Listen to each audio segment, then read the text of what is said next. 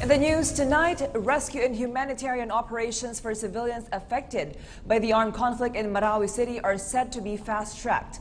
This will be done through the creation of a peace corridor or a secure space where humanitarian groups can have safe access to trapped, hungry or wounded residents or retrieve dead bodies. Malacanang announced that President Rodrigo Duterte has given the go signal for the creation of the peace corridor, with the MILF actively participating in such task. More of this report from Rocky Ignacio.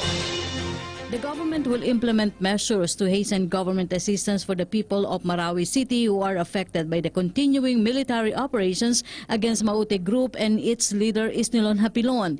In the Mindanao Hour briefing, presidential spokesperson Ernesto Abella said that President Rodrigo Duterte has approved the establishment of a peace corridor, a venue for government assistance for residents who are still trapped amidst clearing operations by the military in the conflict area. President Duterte issued the directive following his meeting with the government peace panel and MILF leaders. President Duterte approved the creating of a peace corridor to ensure the safety of the civilians and the delivery of the needed humanitarian aid for the displaced persons in the ongoing armed conflict in Marawi, according to Irene Morada Santiago, chairperson of the government's implementing panel.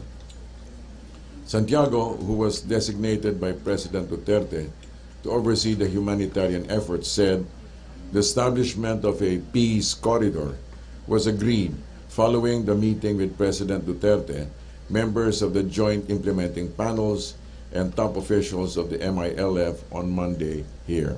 MILF vowed to cooperate for the establishment of peace corridors. Santiago said that the peace corridor will start to formulate its modalities and boundaries within this week. She said the implementing panels would utilize existing peace mechanisms, particularly the Joint Coordinating Committees on the Cessation of Hostilities, CCCHS, for the establishment of said corridor.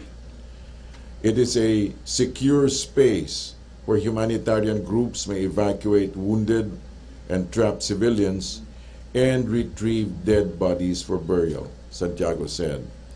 It is a safe space for goods to reach hungry people in the rural areas whose access to Marawi's markets have been cut off.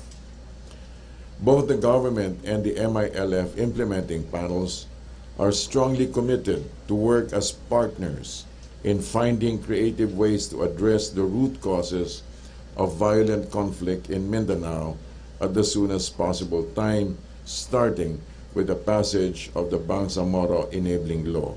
At present, more than 900 civilians have been rescued by the government troops in Marawi City. The DSWD has allotted more than 36 million pesos worth of relief assistance for the displaced families.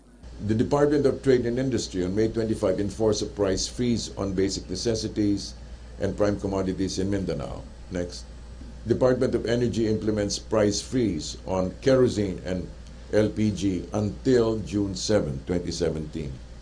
Next. The National Power Corporation declared that the operations of power plants in Marawi and Lanao are normal. Next. Department of Justice Secretary Vitaliano Aguirre sent Undersecretary Renante Oseo to Iligan City on 30th of May to oversee the creation of a panel of prosecutors for Maute cases. Next, Department of Education Secretary Leonor Briones postpones opening of classes on the 5th of June 2017 in Marawi and to move it to a later date. For the Nation, Rocky Ignacio.